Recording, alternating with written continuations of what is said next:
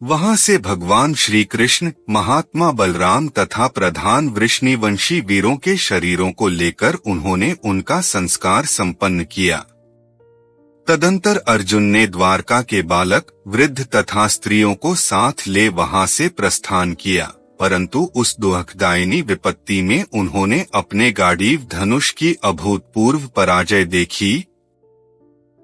उनके सभी दिव्यास्त्र उस समय अप्रसन्न से होकर विस्मृत हो गए। वृष्णिकुल की स्त्रियों का देखते देखते अपहरण हो जाना और अपने प्रभावों का स्थिर न रहना, यह सब देख अर्जुन को बड़ा निर्वेद दुख हुआ। फिर उन्होंने व्यास जी के वचनों से प्रेरित हो धर्मराज युधिष्ठिर से मिलकर संन्यास में अभिरुचि दिखाई। इस प्रकार यह 16वां मौसल पर्व कहा गया है। इसमें तत्वज्ञानी व्यास जी ने गिनकर 8 अध्याय और 320 श्लोक कहे हैं। इसके पश्चात 17वां महाप्रस्थानिक पर्व कहा गया है, जिसमें नरश्रेष्ठ पांडव अपना राज्य छोड़कर द्रौपदी के साथ महाप्रस्थान के पथ पर आ गए।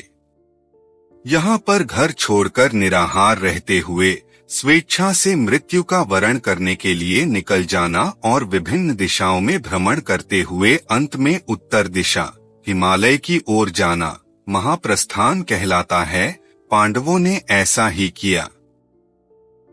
उस यात्रा में उन्होंने लाल सागर के पास साक्षात अग्निदेव को देखा और उन्हीं की प्रेरणा से पार्थ ने उन महात्मा को आदर पूर्वक अपना उत्तम एवं दिव्य गांडीव धनुष अर्पण कर दिया। उसी पर्व में यह भी कहा गया है कि राजा युधिष्ठिर ने मार्ग में गिरे अपने भाइयों और द्रौपदी को देखकर भी उनकी क्या दशा हुई, यह जानने के लिए पीछे की ओर फिरकर नहीं देखा और उन सब को छोड़कर आगे बढ़ गए। यह 17वां महाप्रस्थानिक पर्व कहा गया है। इसमें तत्वज्ञानी व्यास जी ने 3 अध्याय और 123 श्लोक गिनकर कहे हैं। तदंतर स्वर्गारोहण पर्व जानना चाहिए, जो दिव्य वृतांतों से युक्त और अलौकिक है। उसमें यह वर्णन आया है कि स्वर्ग से युधिष्ठिर को लेने के लिए एक दिव्य रथ आया, किंतु महाज्ञानी धर्मराज युधिष्ठिर ने दयावश अपने साथ आए हुए कुत्ते को छोड़कर उस पर चढ़ना स्वीकार नहीं किया। महात्मा युधिष्ठिर की धर्म में इस प्रकार अविचल स्थिति जानकर कुत्ते ने अपने मायामय स्वरूप को त्याग दिया और अब वह साक्षात धर्म के रूप में स्थित हो गया। धर्म के साथ युधिष्ठिर स्वर्ग में गए। वहां देवदूत ने व्याज से उन्हें नरक की विपुल यातनाओं का दर्शन कराया। वहीं धर्मात्मा युधिष्ठिर ने अपने भाइयों की करुणाजनक पुकार सुनी थी। वे सब वहीं नरक प्रदेश में यमराज की आज्ञा के अधीन रहकर यातना भोगते थे। तत्पश्चात धर्मराज तथा देवराज ने पांडुनंदन युधिष्ठिर को वास्तव में उनके भाइयों को जो सद्गति प्राप्त हुई थी उसका दर्शन कराया। इसके बाद धर्मराज ने आकाश गंगा में गोता लगाकर मानव शरीर को त्याग दिया और स्वर्गलोक में अपने धर्म से उपार्जित उत्तम स्थान पाकर वे इंद्र आदि देवताओं के साथ उनसे सम्मानित हो आनंद पूर्वक रहने लगे। इस प्रकार बुद्धिमान व्यास जी ने यह 18वां पर्व कहा है। तपोधनो परम ऋषि महात्मा व्यास जी ने इस पर्व में गिने गिनाए 5 अध्याय और 209 श्लोक कहे हैं। इस प्रकार ये कुल मिलाकर 18 पर्व कहे गए हैं। खिल पर्वों में हरिवंश तथा भविष्य का वर्णन किया गया है। हरिवंश के खिल पर्वों में महर्षि व्यास जी ने गणना पूर्वक 12,000 श्लोक रखे हैं। इस प्रकार महाभारत में यह सब पर्वों का संग्रह बताया गया है। कुरुक्षेत्र में युद्ध की इच्छा से 18 अक्षौहिणी सेनाएं एकत्र हुई थीं और वह महभयंकर युद्ध 18 दिनों तक चलता रहा। जो द्विज अंगों और उपनिषदों सहित चारों वेदों को जानता है परंतु इस महाभारत इतिहास को नहीं जानता, वह विशिष्ट विद्वान नहीं है। असीम बुद्धि वाले महात्मा व्यास जी ने यह अर्थशास्त्र कहा है। यह महान धर्मशास्त्र भी है। इसे मोक्ष शास्त्र भी कहा गया है। इस उपाख्यान को सुन लेने पर और कुछ सुनना अच्छा नहीं लगता। भला कोकिल की कलरव सुनकर कौओं की कठोर काय काय किसे पसंद आएगी। जैसे 5 भूतों से त्रिविध आध्यात्मिक, आधिदैविक और आधिभौतिक लोक सृष्टियां प्रकट होती हैं, उसी प्रकार इस उत्तम इतिहास से कवियों की काव्य रचना विषयक बुद्धियां प्राप्त होती हैं। द्विजवरों, इस महाभारत इतिहास के भीतर ही 18 पुराण स्थित है। ठीक उसी तरह जैसे आकाश में ही चारों प्रकार की प्रजा जरायुज, स्वेदज, अंडज और उद्भिज्ज विद्यमान हैं। जैसे विचित्र मानसिक क्रियाएं ही समस्त इंद्रियों की चेष्टाओं का आधार हैं, उसी प्रकार संपूर्ण लौकिक वैदिक कर्मों के उत्कृष्ट फल साधनों का यह आख्यान ही आधार है।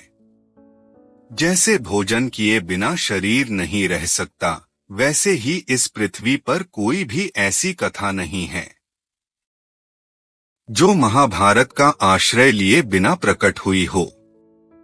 सभी श्रेष्ठ कवि इस महाभारत की कथा का आश्रय लेते हैं और लेंगे, ठीक वैसे ही जैसे उन्नति चाहने वाले सेवक श्रेष्ठ स्वामी का सहारा लेते हैं। जैसे शेष 3 आश्रम उत्तम गृहस्थ आश्रम से बढ़कर नहीं हो सकते, उसी प्रकार संसार के कवि इस महाभारत काव्य से बढ़कर काव्य रचना करने में समर्थ नहीं हो सकते।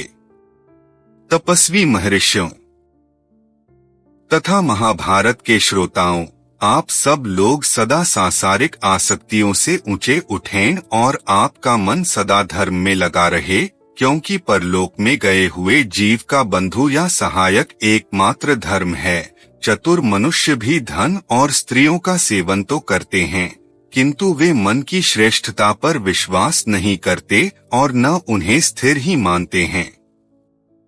जो व्यास जी के मुख से निकले हुए इस अप्रमेय, अतुलनीय, पुण्यदायक, पवित्र, पापहारी और कल्याणमय महाभारत को दूसरों के मुख से सुनता है, उसे पुष्कर तीर्थ के जल में गोता लगाने की क्या आवश्यकता है।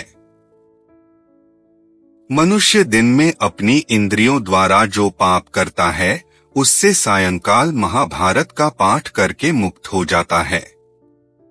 इसी प्रकार वह मन, वाणी और क्रिया द्वारा रात में जो पाप करता है, उससे प्रातः काल महाभारत का पाठ करके छूट जाता है। जो गौओं के सींग मढ़ाकर वेदवेत्ता एवं बहुज्ञ ब्राह्मण को प्रतिदिन 100 गौएं दान देता है और जो केवल महाभारत कथा का श्रवण मात्र करता है, इन दोनों में प्रत्येक को बराबर ही फल मिलता है। यह महान अर्थ से भरा हुआ परम उत्तम महाभारत आख्यान यहाँ पर्व संग्रहाध्याय के द्वारा समझना चाहिए। इस अध्याय को पहले सुन लेने पर मनुष्यों के लिए महाभारत जैसे महासमुद्र में प्रवेश करना उसी प्रकार सुगम हो जाता है, जैसे जहाज की सहायता से अनंत जल राशि वाले समुद्र में प्रवेश सहज हो जाता है। इस प्रकार महाभारत आदि पर्व के अंतर्गत पर्व संग्रह पर्व में दूसरा अध्याय पूरा हुआ।